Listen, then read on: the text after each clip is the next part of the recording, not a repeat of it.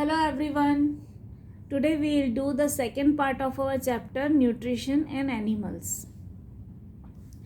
Now let us know what happens to the food in different parts of the digestive tract. अभी तक हमने देखा कि digestive tract क्या होता है, एलिमेंट्री कैनल क्या होता है, उसके कौन कौन से पार्ट्स होते हैं. अब हम पढ़ेंगे कि वो पार्ट्स जो होते हैं उनके अलग अलग फंक्शंस क्या होते हैं, कौन सा पार्ट जो है उसका क्या फंक्शन होता है. The mouth and buccal cavity. Food is taken into the body through the mouth. The process of taking food into the body is called ingestion. We chew the food with the teeth and break it down mechanically into small pieces. Each tooth is rooted in a separate socket in the gums. Our teeth vary in appearance and perform different functions accordingly. They are given different names. अब क्या होता है कि खाना जो होता है वो हमारी बॉडी में एंटर कैसे करता है. तो हमारी बॉडी में खाना जो है वो माउथ के थ्रू एंटर करता है, और ये जो प्रोसेस होता है खाने को बॉडी के अंदर लेना, इस प्रोसेस को बोला जाता है इंजेशन. तो जब भी कोई फूड मटेरियल जो है वो किसी बॉडी के अंदर एंटर करता है तो उसको बोला जाता है इंजेशन. अब मुंह में हम उस खाने के साथ क्या करते हैं, तो मुंह में हम उस खाने को चबाते हैं. हमारे टीथ जो हैं वो हमको हेल्प करते हैं उस फूड को ब्रेक करने के लिए, उसको छोटे छोटे पीसेस में तोड़ने के लिए.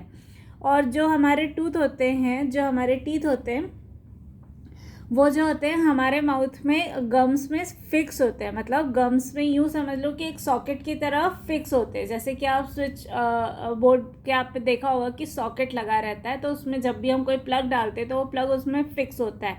तो उसी तरह से हमारे टीथ जो हैं वो हमारे गम्स के सॉकेट में फिक्स होते हैं. तो आपने देखा होगा कि हमारे मुंह में जो है टोटल 32 टीथ होते हैं. तो क्या सारे टीथ एक जैसे होते हैं? तो नहीं, सारे टीथ एक जैसे नहीं होते हैं. हमारे माउथ में टीथ जो होते हैं वो अलग अलग तरह के होते हैं, वो दिखने में भी अलग होते हैं और उनके फंक्शंस भी अलग होते हैं, और उनके उस तरह से नाम भी अलग अलग होते हैं.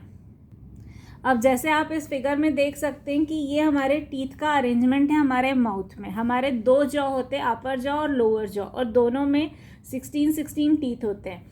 तो जो ये बीच के 4 टीथ होते हैं जो आपको सामने दिखते हैं, ये इन चारों को बोला जाता है इंसिसर. ये इंसिसर्स क्या करते हैं, ये इंसिसर्स जो हैं कुछ काटने का या बाइट करने का काम करते हैं. जैसे आपको कुछ किसी चीज़ को तोड़ना है, बाइट करते हो, आप एप्पल को बाइट करते हो या आप रोल खा रहे हो, उसको आपको टीयर करना होता है, कट करना होता है. तो इसको वो काम जो होता है ये फ्रंट के 4 टीथ का होता है. 4 दैट इज 4 अपर जॉ के और 4 लोअर जॉ के, टोटल 8 टीथ होते हैं हमारे माउथ में इंसिसर्स.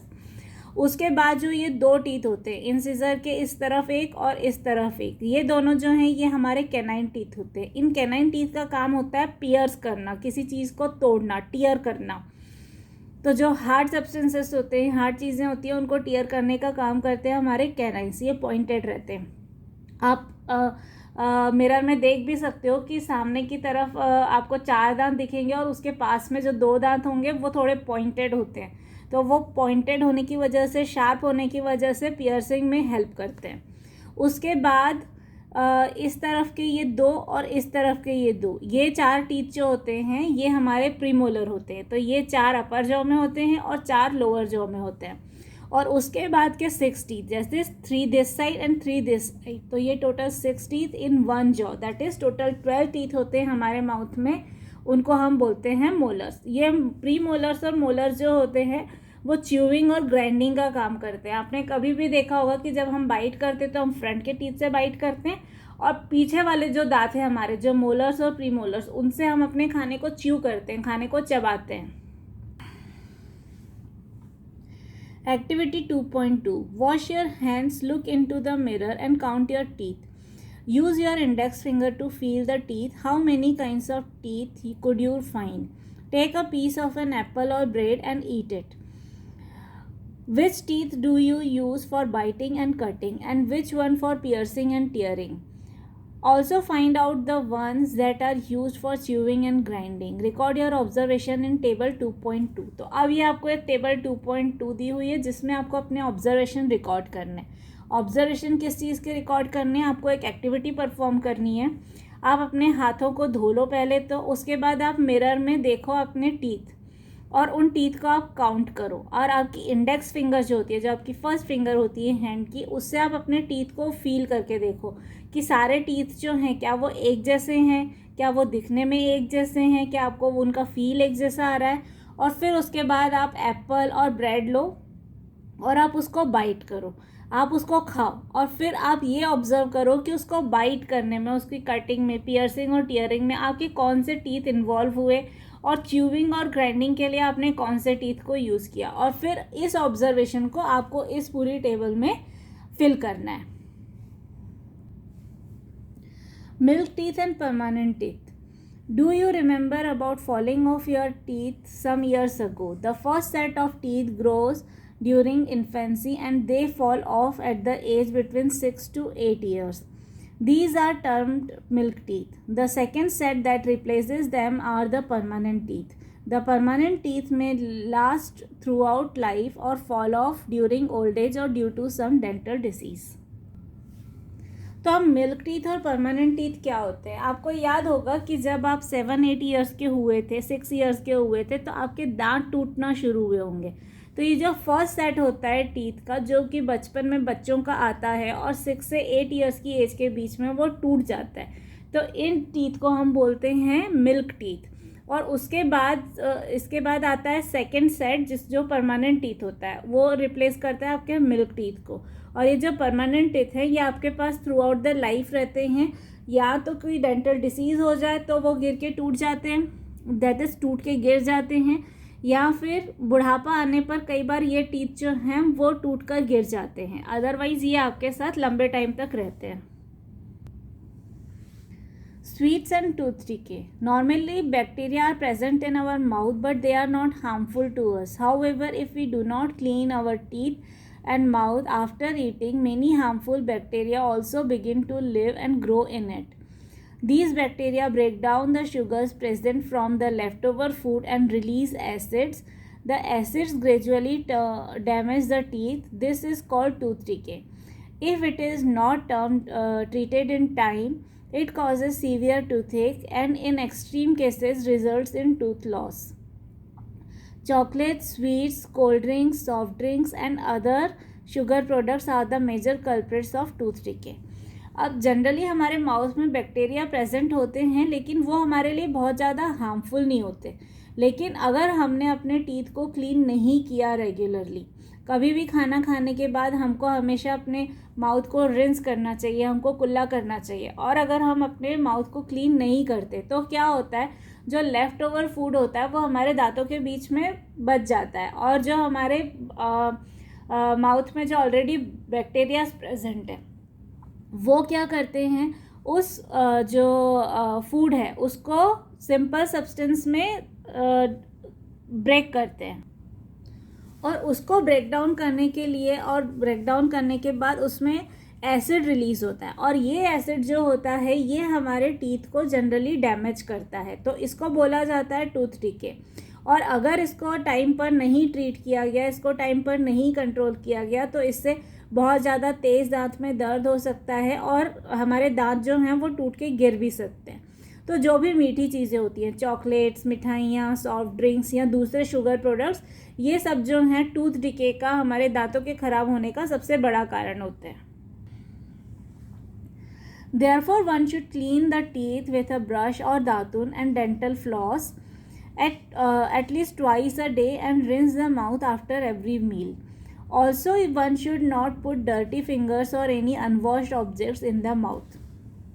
तो इसलिए हमेशा अपने दांतों को हमको साफ़ करना चाहिए। दिन में हमको कम से कम 2 बार ब्रश या दातून करना चाहिए और डेंटल फ्लॉस यूज़ करना चाहिए, ताकि जितने भी फूड पार्टिकल्स हमारे माउथ में हों वो सब निकल जाए। और उसके बाद हमको हर बार खाना खाने के बाद हमको अपने माउथ को रिंस करना चाहिए, हमको कुल्ला करना चाहिए। और कभी भी कोई डर्टी फिंगर्स या ऑब्जेक्ट्स, अनवॉश्ड ऑब्जेक्ट जो है, हमको जनरली ऐसे कई लोगों को आदत होती है कि मुंह में उंगली डालेंगे या पेन मुंह में रखते हैं, तो ऐसे कुछ भी ऑब्जेक्ट्स हमको अपने मुंह में नहीं रखना चाहिए, नहीं तो उससे हमारे दांत जो हैं वो ख़राब हो सकते हैं। Our mouth has the salivary glands which secrete saliva. Do you know the action of saliva on food? Let us find out. हमारे माउथ में सैलिवरी ग्लैंड होते हैं, हमारे मुंह में एक पानी सा आता रहता है, तो ये क्या होता है, ये हमारा सलाइवा होता है। और ये सलाइवा जो है ये फूड के साथ मिक्स होता है, तो ये एक्चुअली फूड के साथ क्या करता है। तो let us perform a activity for that. Take 2 test tubes, label them A and B. In test tube A, put 1 teaspoonful of boiled rice. In test tube B, keep 1 teaspoonful of boiled rice after chewing it for 3 to 5 minutes. Add 3 to 4 ml of water in both the test tubes. Now pour 2-3 drops of iodine solution in each test tube and observe. Why is there a change in color in the test tubes? Discuss the results with your classmates and your teacher. The saliva breaks down the starch into sugars. अब आपको क्या करना है, आपको 2 test tube लेने हैं, उनको आप लेबल कर दो A और B। अब टेस्ट ट्यूब A जो है उसमें आपको कुछ बॉइल्ड राइस रखना है, और जो टेस्ट ट्यूब B है उसमें आपको बॉइल्ड राइस रखना है, लेकिन उस बॉइल्ड राइस को आपको पहले च्यू करना है। दैट इज़ आपको च्यू करना है मुंह में, उसमें आपको प्रॉपर सलाइवा मिक्स होना चाहिए, और फिर उसके बाद आपको उसको डालना है टेस्ट ट्यूब B में। अब इन दोनों टेस्ट ट्यूब्स में आपको वाटर ऐड करना है, 3 to 4 ml ऑफ वाटर आपको इन दोनों टेस्ट ट्यूब्स में ऐड करना है, और फिर उसके बाद 2 से 3 ड्रॉप आपको इसमें आयोडीन सॉल्यूशन डालना है। तो इस आयोडीन सॉल्यूशन डालने के बाद आप इन टेस्ट ट्यूब में क्या चेंज ऑब्जर्व करते हो ये आपको देखना है। तो this was basically the test for presence of starch, and you observe कि जो सलाइवा होता है वो स्टार्च को शुगर्स में कन्वर्ट कर देता है, ब्रेक डाउन कर देता है। तो इस टेस्ट ट्यूब के बाद आप क्या ऑब्जर्व करते हो ये आपको फाइंड करना है। The tongue is a fleshy muscular organ attached at the back of the floor of the buccal cavity. It is free at the front and can be moved in all directions. Do you know the functions of the tongue? We use our tongue for talking. Besides, it mixes saliva with the food during chewing and helps in swallowing food. We also taste food with our tongue. It has taste buds that detect different taste of food. We can find out the position of taste buds by following activity. अब टंग क्या होती है, जो हमारे मुंह में जीभ होती है वो क्या होती है और उसके क्या फंक्शंस होते हैं। तो जो टंग है वो एक फ्लैशी मस्क्यूलर ऑर्गन होती है जो बकल कैविटी के बैक साइड पर अटैच्ड होती है और फ्रंट साइड पर मूव होती है। फ्रंट साइड पर आप टंग को हर जगह मूव कर सकते हो, it can be move to all directions.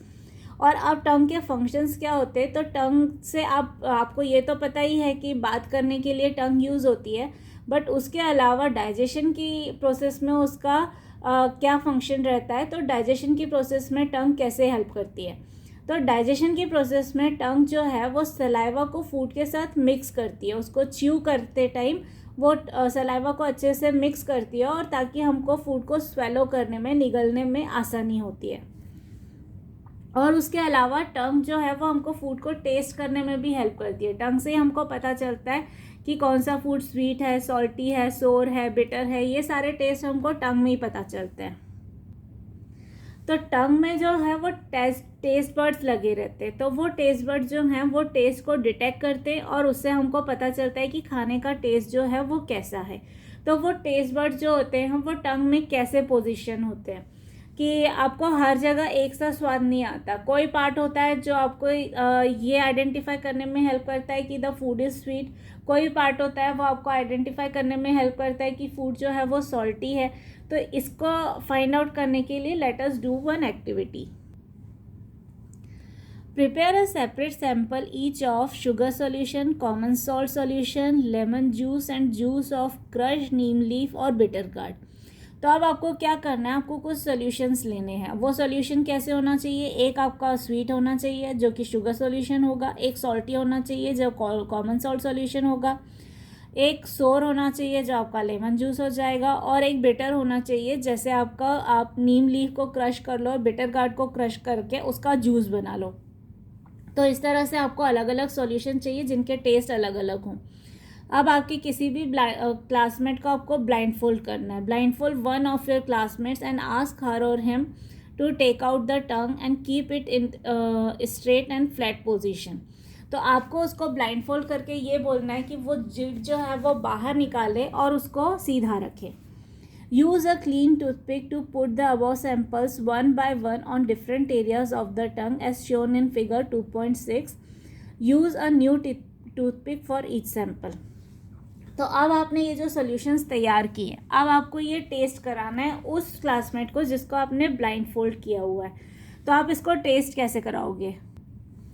तो आपकी टंग जो है इसमें ये डिफरेंट रीजन्स होते हैं और आपको उसको टेस्ट कराना है. तो आप एक टूथपिक लो, उसको एक सॉल्यूशन में डिप करो और इस पार्ट पर टेस्ट कराओ, और फिर दूसरी टूथपिक लो, उसको इस पार्ट पे टेस्ट कराओ. तो आपको हर बार एक नई टूथपिक लेना है और अलग अलग पार्ट्स पे आपको वो सॉल्यूशन जो है आपको उसको वो टेस्ट कराना है. And ask the classmate which area of the tongue could detect the sweet, salty, sour and bitter substances. और फिर आपको अपने क्लासमेट से पूछना है कि उसको कहाँ कहाँ पर कौन से टेस्ट का पता चला, कहाँ पर उसको पता चला कि स्वीट है, कहाँ उसको पता चला कि सॉल्टी है, कहाँ उसको पता चला कि सोर है और कहाँ उसको पता चला कि बिटर है. और आपको ये ऑब्जर्वेशन अपने एक टेबल में नोट करना है. The food pipe oesophagus. The swallowed food passes into the food pipe or esophagus. Look at figure 2.2. The food pipe runs along the neck and the chest. Food is pushed down by movement of the wall of the food pipe. Actually, this movement takes place throughout the alimentary canal and pushes the food downwards. At times, the food is not accepted by our stomach and is vomited out. Recall the instances when you vomited after eating and think of the reason for it. Discuss with your parents and teacher. अब next part जो है वो है हमारा oesophagus, जिसको हम food pipe भी बोलते हैं. तो ये फूड पाइप जो है वो हमारे नेक से लेकर चेस्ट तक पूरा कनेक्ट होता है और ये जो है वॉल्स इसकी जो होती है वो पुश करती रहती है, फूड को नीचे की तरफ धकेलती रहती है, जिससे कि खाना जो है वो नीचे आ जाए. और ये पूरा प्रोसेस जो है धकेलने का, फूड को नीचे मूव करने का, पुश करने का, वो पूरा जो है पूरे एलिमेंट्री कैनल में चलता रहता है ताकि खाना जो है वो धीरे धीरे नीचे की तरफ मूव करे और डाइजेशन का प्रोसेस जो है वो स्मूथ चले. और कई बार ऐसा होता है कि हमारा स्टमक जो है वो फूड को एक्सेप्ट नहीं कर पाता है, तो उसकी वजह से हमको वॉमिटिंग होती है. Sometimes when you eat in a hurry, talk or laugh while eating, you may cough, get hiccups or a choking sensation. This happens when food particles enter the windpipe. The windpipe carries air from the nostrils to the lungs. It runs adjacent to the food pipe. But inside the throat, air and food share a common passage. Then how is food prevented from entering the food pipe? During the act of swallowing, a flap-like valve closes the passage of the windpipe and guides the food into the food pipe. If by chance food particles enter the windpipe, we feel choked, get hiccups or cough. अब कई बार जब हम बहुत जल्दी जल्दी में खाना खाते हैं या बातें करते करते हंसते हुए खाना खाते हैं तो अचानक से हमको खांसी आ जाती है, हमें हिचकी आने लगती है या ऐसा लगता है कि कुछ चोक हो रहा है, दैट इज़ हम सांस नहीं ले पा रहे. तो ऐसा क्यों होता है? तो ऐसा इसलिए होता है कि हमारा जो नेक होता है वहाँ पर फूड पाइप और विंड पाइप जो होते हैं वो दोनों पास पास होते हैं. तो फूड पाइप जो है उससे होकर खाना जो है वो नीचे स्टमक तक जाता है और जो विंड पाइप होती है वो एयर पास करती है हमारे नोस्ट्रिल से लेकर लंग्स तक. और ये दोनों क्योंकि पास पास चलती हैं तो कभी कभी कैसा होता है कि खाना जो है वो फूड पाइप पे ना जाके अगर विंड पाइप में चला जाता है तो उसकी वजह से हमको ऐसे कफ होता है या चोकिंग सेंसेशन होता है. तो अब हमारे थ्रोट में जैसे ये विंड पाइप और फूड पाइप जो हैं वो दोनों जो हैं कॉमन पैसेज शेयर करते हैं. तो विंड पाइप में खाना ना जाए उसके लिए क्या प्रोटेक्शन होता है हमारी बॉडी में? तो जब भी हम खाना स्वेलो करते हैं तो जब स्वेलोइंग की प्रोसेस होती है तो उस टाइम पर विंड पाइप पर एक फ्लैप लग जाता है, दैट इज़ उसका एक वॉल्व होता है वो बंद हो जाता है. उसके ऊपर आप यूँ समझ लो जैसे एक ढक्कन सा लग जाता है. तो उससे खाना जो है वो विंड पाइप पे नहीं जा सकता. लेकिन कभी अगर गलती से अगर हम तेज़ तेज़ खा रहे हैं या हमने बातें करते हुए और हंसते हुए खा रहे हैं तो अचानक से वो विंड पाइप में चला जाता है खाना और उसकी वजह से हमको अचानक खांसी होती है या we feel choked. So this was part 2 of our chapter Nutrition in Animals. If you have any doubt or query, you can ask me in the comment box below. Also, you don't forget to check the description box for the links of other chapters and other parts of this chapter. Thank you everyone.